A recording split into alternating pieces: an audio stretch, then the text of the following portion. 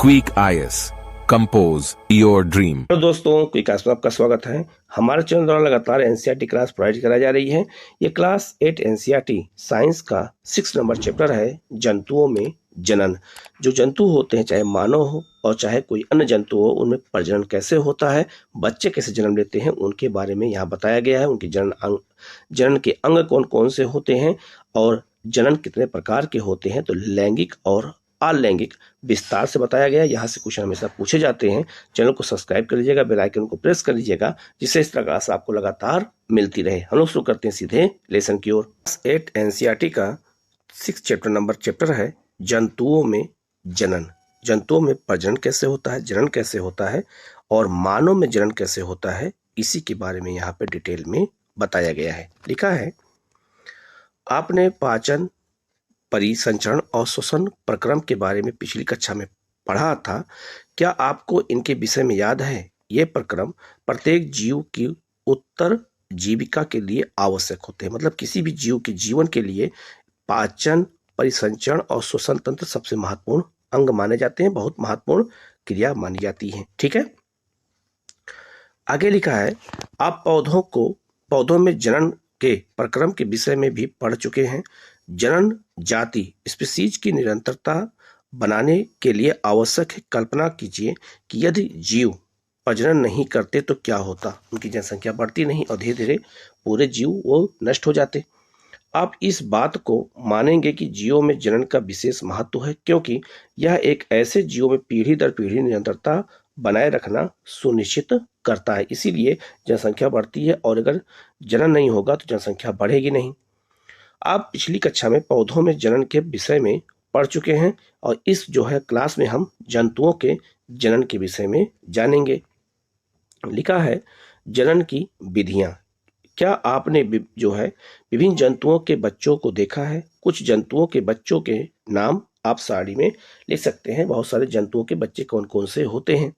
आगे लिखा है कि आपने विभिन्न जंतुओं के बच्चों का जन्म होते हुए भी देखा होगा। क्या आप बता सकते हैं कि चूजे और इल्ली किस प्रकार के जन्म लेते हैं? ठीक है, बहुत सारे अंडे के रूप में और बहुत सारे बच्चे के रूप में।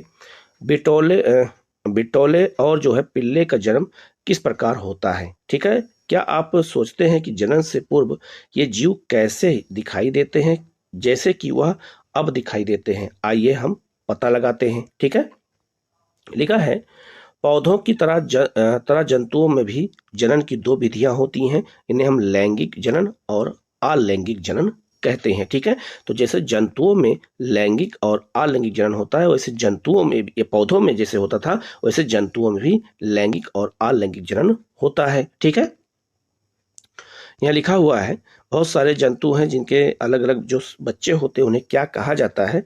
तो आप इस चीज को आप अच्छे से जानते होंगे। ठीक है, आगे बढ़ते हैं। यहाँ लिखा है, लैंगिक जनन। लैंगिक जनन क्या होता है, पहले हम इसको देखेंगे। तो लिखा है, क्लास 7 में आपने पौधों में जनन के विषय में पढ़ा था। इसे स्मरण करने का प्रयास कीजिए, मतलब उसे याद करने का प्रयास कीजिए। तो हमने जब पौधों के बारे में पढ़ा था तो बताया था वहां भी लैंगिक और अलैंगिक होता है। आपको याद होगा कि लैंगिक जनन करने वाले पौधों में नर और मादा जननांग भाग होते हैं। नर और मादा अलग अलग जननांग होते हैं, उसी से बच्चे पैदा होते हैं। मतलब पौधे में जनन होता है, बीज बनते हैं। उसी तरह यही जंतुओं में भी होता है। क्या आप उन भागों के नाम बता सकते हैं? तो उनके नाम क्या थे? स्त्री केसर और पुंकेसर नाम थे। ठीक है, पौधों में।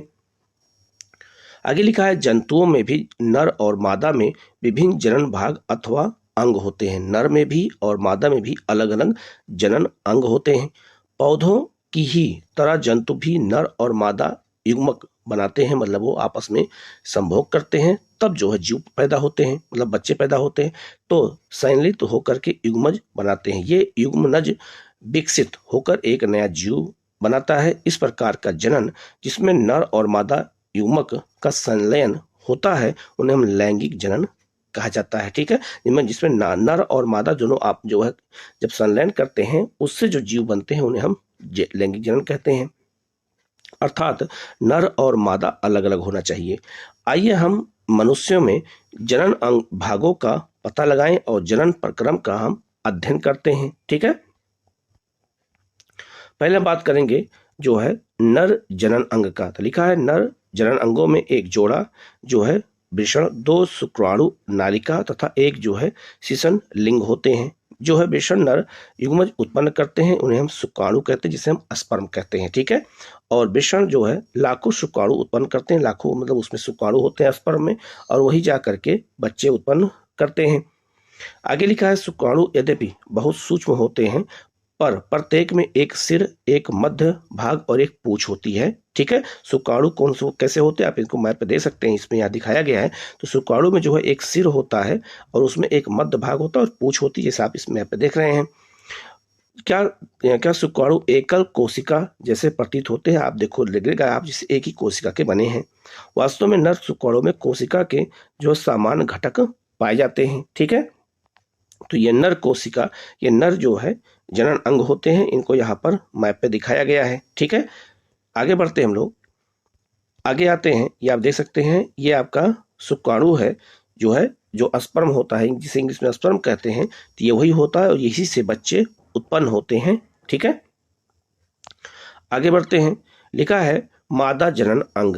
तो लिखा है मादा जननांगों में एक जोड़ी अंडाशय होता है। ठीक है। ये होगा आपका जो है अंडाशय होता है, अंडवाहिनी होती है, ये अंडवाहिनी होती है, डिब जिसे कहते हैं डिबवाहिनी, और गर्भाशय होता है, ये आपका गर्भाशय जहां बच्चे बनते हैं। ठीक है। अंडाशय ये आप देख सकते हैं। ठीक है। तो अंडाशय मादा जो है युग्मक उत्पन्न करते हैं, जिसे अंडाणु बिंब कहते हैं। मानव स्त्रियों में प्रति मास मतलब जो पीरियड आता है, प्रति मास दोनों अंडाशयों में से एक का अंडाशय से एक विकसित अंडाणु या बिंब का जो है निमोचन अंडवाहिनी में होता है, और गर्भाशय वह भाग है जहां शिशु का विकास होता है। शुक्राणु की तरह अंडाणु भी एक एकल कोशिका होती है। तो ये केंद्र होता है मानव जीवाणु जो अंडाणु होते हैं उसमें एक केंद्र होता है, यहीं पर जो है बच्चों का विकास होता है। ठीक है। ये आप देख सकते हैं, जैसे ये आपके पुरुषों के जो स्पर्म होते हैं उन्हें हम शुक्राणु कहते हैं। जब ये जो है अंडाणु में जो है मादा में प्रवेश करते हैं तो उसी को निषेचन कहते हैं, और इसी से जो है बाद में जो है शिशु का जन्म होता है। ठीक है। ये आपका केंद्र में है। ठीक है। आगे लिखा है क्या आपको जानकारी थी कि एक युग्मज एक जो है बेष्टी का प्रारंभ होता है, मतलब यहीं से जो है बच्चे का जन्म प्रक्रिया प्रारंभ हो जाती है। आगे लिखा है निषेचन के प्रक्रम में स्त्री माँ के अंडाणु और नर पिता के शुक्राणु का संयोजन होता है, दोनों आपस में मिलते हैं। अतः नई संतति में कुछ लक्षण अपनी माता से और कुछ लक्षण अपने पिता से वंशानुगत प्राप्त करते हैं बच्चे। देखा होगा बहुत सारे बच्चे कुछ माता के अंग, कुछ अंग बच्चों में माता के पड़े होते हैं, कुछ मतलब पिता के। अपने भाई अथवा बहन को देखिए या पहचानने का प्रयास कीजिए, उनमें कौन से लक्षण माता के और कौन से लक्षण पिता के होते हैं। तो सब में ऐसा लक्षण पाया जाता है। आगे लिखा है वह निषेचन जो मादा के शरीर के अंदर होता है आंतरिक निषेचन कहलाता है। मनुष्य, गाय, कुत्ते तथा मुर्गी इत्यादि अनेक जंतुओं में आंतरिक निषेचन होता है। तो आंतरिक निषेचन के बाद ही जो है बच्चे पैदा होते हैं। आगे लिखा है जो है आपको यह जानकर आश्चर्य होगा कि अनेक जंतुओं में निषेचन की क्रिया मादा जंतु के शरीर के बाहर होती है। इन जंतुओं में निषेचन जल में होता है। आइए पता लगाइए कि इस प्रकार के जो है संपन्न कैसे होता है, तो इसको हम देखेंगे। यहाँ पहले एक इन्फॉर्मेशन यहाँ भी है। लिखा है क्या आपने परखनली शिशु के विषय में सुना है? तो पूजो और पहली के अध्यापक ने एक बार कक्षा में बताया था कि कुछ स्त्रियों की अंडवाहिनी अवरुद्ध हो जाती है, मतलब उनके जो अंडवाहिनी होती हैं वो खराब हो जाती हैं, तो इसीलिए जो है वहाँ शुक्राणु नहीं पहुँच पाते हैं, मतलब वहाँ स्पर्म नहीं पहुँच पाता है। ऐसी स्त्रियां शिशु उत्पन्न करने में असमर्थ होती हैं, क्योंकि निषेचन के लिए शुक्राणु मार्ग अवरुद्ध होने के कारण अंडाणु जो है तक नहीं पहुंच पाते हैं। ऐसी स्थिति में डॉक्टर चिकित्सा ताजा अंडाणु या शुक्राणु एकत्र करके उचित माध्यम से कुछ घंटों के लिए एक साथ रखते हैं, जिससे जो है क्या हो जाता है, तो इन ब्रिटो निषेचन हो जाता है, दोनों आपस में क्या हो जाते हैं, मिल जाते हैं। इसे हम शरीर के बाहर कृत्रिम निषेचन कहते हैं, मतलब कि महिला और पुरुष के दोनों को बाहर मिला देते हैं। ठीक है। स्पर्म के साथ में अगर निषेचन हो जाता है तो युग्मज को लगभग 1 सप्ताह तक विकसित किया जाता है। इसके पश्चात उसे माता के गर्भाशय में स्थापित किया जाता है। माता के गर्भाशय में पूर्ण विकास होता है तथा शिशु का जन्म सामान्य शिशु की तरह ही हो जाता है। उसी को हम परखनली शिशु कहते हैं। इस तकनीक द्वारा जन्मे शिशु को परखनली शिशु कहते हैं। यह एक मिथ्या नाम है क्योंकि शिशु का विकास परखनली में नहीं होता है, ऐसा केवल कहा जाता है क्योंकि परखनली के माध्यम से ही महिला के अंग में निषेचन किया जाता है, इसीलिए उसका नाम परखनली केवल पड़ गया है। ठीक है, हम लोग आगे बढ़ते हैं। लिखा है बसंत अथवा वर्षा ऋतु में मेढक तथा टोड पोखर तालाब और मंद गति से बहते झरने की ओर जाते हैं। ठीक है, तब नर और मादा एक साथ पानी में आते हैं। ठीक है, तो मादा सैकड़ों अंडे देती है। मुर्गी के अंडे की तरह मेढक के अंडे कवच से ढके नहीं होते हैं तथा यह अपेक्षाकृत बहुत कोमल होते हैं। जेली की तरह परत अंडों को एक साथ रखती है और इनकी सुरक्षा भी करती है। आप ये देख सकते हैं, ये इसमें तो चित्र धुंधला दिखाई दे रहा है, मैं अलग से इसको मैं ऐड कर दे रहा हूँ। आप देख सकते हैं जो अंडे के मेढक के जो बच्चे होते हैं वो कैसे आप दिखते हैं, आप इनको देख करके पहचान सकते हैं कि मेढक के अंडे कैसे होते हैं। आगे लिखा है मादा जैसे ही अंडे देती है नर उस पर शुक्राणु छोड़ देता है, मतलब उसी पर अपना स्पर्म छोड़ देता है जब वो अंडे मादा देती है। तो प्रत्येक शुक्राणु अपनी लंबी पूंछ की सहायता से जल में इधर उधर तैरते रहते हैं। शुक्राणु अंड कोशिका के संपर्क में आते हैं जिसके फलस्वरूप निषेचन होता है। इस प्रकार का निषेचन जिसमें नर और मादा युग्मक का संलयन मादा के शरीर के बाहर होता है बाह्य निषेचन कहलाता है। तो मेढक किसका उदाहरण हो गया? बाह्य निषेचन का उदाहरण हो गया। यही क्वेश्चन इस IAS में पूछा गया था। यह मछली स्टारफिश जैसे जलीय प्राणियों में होता है। तो मछली में और जैसे स्टारफिश जैसे तमाम जीव में इसी तरह का निषेचन होता है। अब आपको ये अच्छे से याद रखना है। मछली और मेढक एक साथ सैकड़ों अंडे क्यों देते हैं जबकि मुर्गी एक समय में केवल एक अंडे देते थे? क्योंकि उनका बाहर निषेचन होता है और उनका मुर्गी का अंदर में होता है। आगे बढ़ते हैं। यहाँ आप देख सकते हैं ये अलग अलग अंग दिखाए गए हैं अलग अलग जीव के।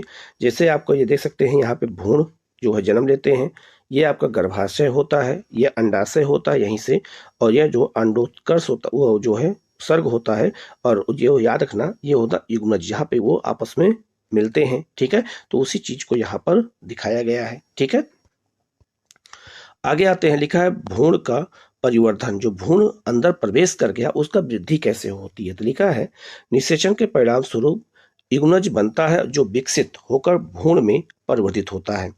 मतलब वो भ्रूण बन जाता है, मतलब वो छोटे बच्चे बन जाते हैं। युग्मज लगातार विभाजित होकर कोशिका के गोले में बदल जाता है। तत्पश्चात कोशिकाएं सामूहिकृत होने लगती हैं तथा विभिन्न ऊतकों और अंगों में परिवर्तित हो जाती हैं। इस विकसित होती हुई संरचना को भ्रूण कहा जाता है। ठीक है, और भ्रूण से ही बच्चों का विकास होता है। भ्रूण गर्भाशय की दीवार में रोपित होकर विकसित होता रहता है। गर्भाशय में भ्रूण का निरंतर विकास होता रहता है। तो गर्भाशय में ही भ्रूण का विकास होता है, ये भी याद रखना। धीरे धीरे विभिन्न शारीरिक रंग जैसे कि हाथ, पैर, ठीक है, सिर जो है, आंखें, कान इत्यादि विकसित हो जाते हैं। तो धीरे धीरे इन अंगों का भी विकास होने लगता है। भ्रूण की वह अवस्था जिसमें सभी शारीरिक भागों की पहचान हो सके उसे हम गर्भ कहते हैं। यह गर्भ का विकास पूरा हो जाता है तो माँ नवजात शिशु को जन्म देती है। जब याद रखना जब समय पूरा हो जाता है तब वो जो है जन्म देती है। तो आप ये देख सकते हैं एक जो है गर्भाशय में बच्चे को यहाँ पर दिखाया भी गया है, इसे हम भ्रूण कहते हैं। आगे लिखा है मुर्गी में भी आंतरिक निषेचन होता है। तो आंतरिक निषेचन किसमें होता है? मुर्गी में भी होता है। परंतु क्या मनुष्य और गाय की तरह मुर्गी भी बच्चों को जन्म देती है? नहीं, वो अंडे देती है। आप जानते हैं कि मुर्गी बच्चे को जन्म नहीं देती है। तब चूजे कैसे जन्म लेते हैं? आइए पता लगाएं। तो वो जो है अंडों से निकलते हैं। ठीक है, तो लिखा है निषेचन के दौर के फौरन बाद ही युग्मज लगातार विभाजित होता रहता है और अंडवाहिनी में नीचे की ओर बढ़ता जाता है। इसके नीचे बढ़ने के साथ साथ इस पर सुरक्षित परत चढ़ती जाती है। मुर्गी के अंडे पर दिखाई देने वाला कठोर कवच भी ऐसी ही उसकी सुरक्षा परत होती है। कठोर कवच के पूर्ण रूप से बन जाने के बाद मुर्गी अंडे का जो है निमोचन करती है और मुर्गी के अंडे को चूजा बनने में लगभग 3 सप्ताह का समय लगता है। आपने मुर्गी को ऊष्मायन मतलब उसमें जो बैठती है तो उसे गर्मी मिलती है के लिए अंडे पर बैठे देखा होगा। आप देख सकते हैं कि अंडे पर बैठते हुए मुर्गी को दिखाया भी गया है, ठीक है, देखा होगा। क्या आप जानते हैं कि अंडे के अंदर चूजे का विकास इस अवधि में ही होता है? चूजे की पूर्ण रूप से विकसित होने के बाद कवच के जो है वो फूट जाता है और उसके बाद चूजा बाहर निकल आता है, ठीक है। आगे बढ़ते हैं। यहाँ लिखा है बाह्य निषेचन वाले जंतुओं में भ्रूण का विकास मादा के शरीर के बाहर ही होता है और भ्रूण जो है अंडावरण के अंदर विकसित होता रहता है। भ्रूण का विकास पूर्ण होने पर अंड उत्सर्ज उत्पत्ति होती है। आपने तालाब अथवा झरने में मेढक के अनेक जो है डेड पोल तैरते हुए देखे होंगे, तो उनके बच्चे उसी पे तैरते रहते हैं। आगे लिखा है जरायुज और अंड प्रजनक जंतु क्या होते हैं? हमने जाना कि कुछ जंतु विकसित शिशु को जन्म देते हैं, जैसे मनुष्य, जैसे गाय, ठीक है, जबकि कुछ जंतु अंडे देते हैं जो बाद में शिशु में विकसित होते हैं। वह जंतु जो सीधे ही शिशु को जन्म देते हैं उन्हें हम जरायुज जंतु कहते हैं, और वह जंतु जो अंडे देते हैं उन्हें हम अंड प्रजक जंतु कहते हैं। कितनी सरल भाषा में आपको परिभाषा दी गई है, अब आपको ये सब याद रखना है, ठीक है। आगे बढ़ते हैं। लिखा है निम्न क्रियाकलाप की सहायता से आप इस बात को और अच्छी तरह प्रकार समझ सकेंगे कि जरायुज और अंड प्रजक में विभेद भी हो सकते हैं, ठीक है।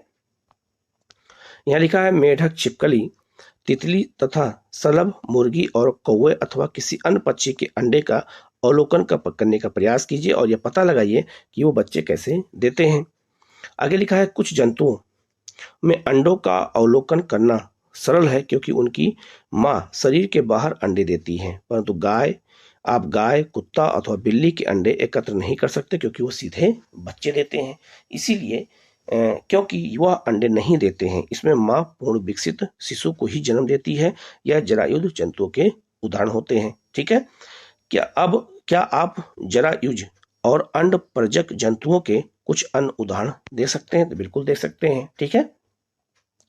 शिशु से वयस्क क्या होता है? तो लिखा है नवजात जो है जन्मे प्राणी अथवा अंडे के जो फूटने से निकले प्राणी तब तक वृद्धि करते रहते हैं जब तक वो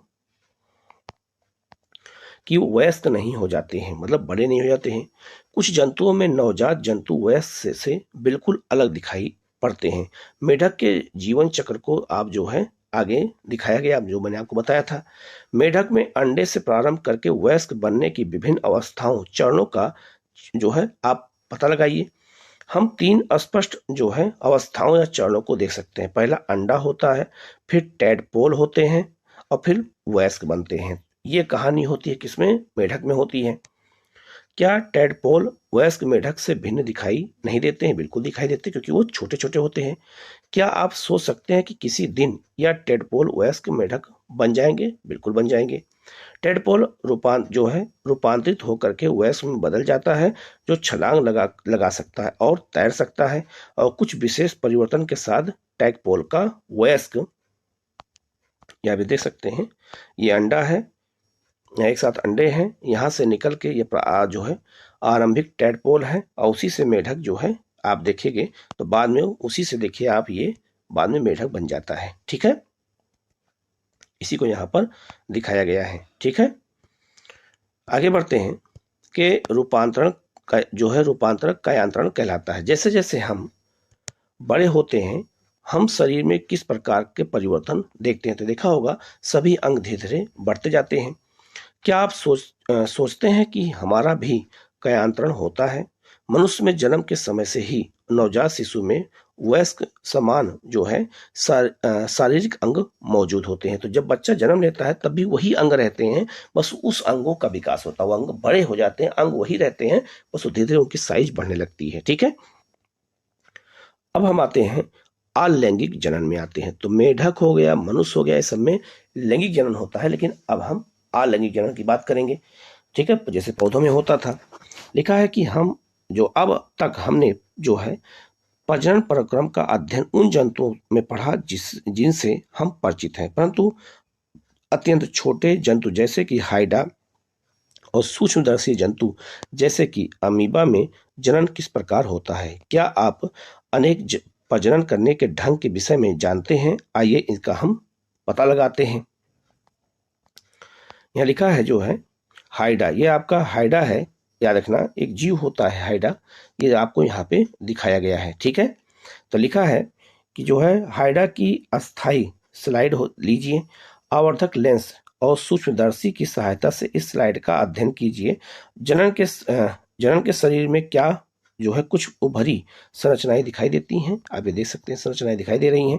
इन उभरी हुई संरचनाओं की संख्या ज्ञात कीजिए, इनका साइज भी ज्ञात कीजिए, और जो है हाइडा का चित्र कैसा बनाइए, जैसा कि आप यहाँ पे दिखाया गया है। तो आपको एक तरह से समझने के लिए हाइडा कैसे होता है ये आपको बताया गया है। तो आप यहाँ देख सकते हैं मैप के माध्यम से कि पहले जो हाइडा होता है, यहाँ देखिए जनन अंग छोटा है, फिर यहाँ थोड़ा बड़ा हो जाता है और धीरे धीरे यहीं से एक नया जीव पैदा हो जाता है। ठीक है, आगे लिखा है कि प्रत्येक हाइड्रा में एक या अधिक उभार दिखाई दे सकते हैं, या उभार विकसित होते जीव होते हैं, जिसे आपने देखा, जिन्हें हम मुकुल कहते हैं। स्मरण कीजिए कि ईस्ट में भी मुकुल दिखाई देते हैं। हाइड्रा में भी एक एकल जनन से निकलने वाले जो है ऊर्ध्वक से नए जीव का विकास होता है। मतलब ये हुआ कि हाइड्रा में कोई नर मादा नहीं होते, बस एक ही जीव होता है जिससे जो है वो बच्चे विकसित करते हैं।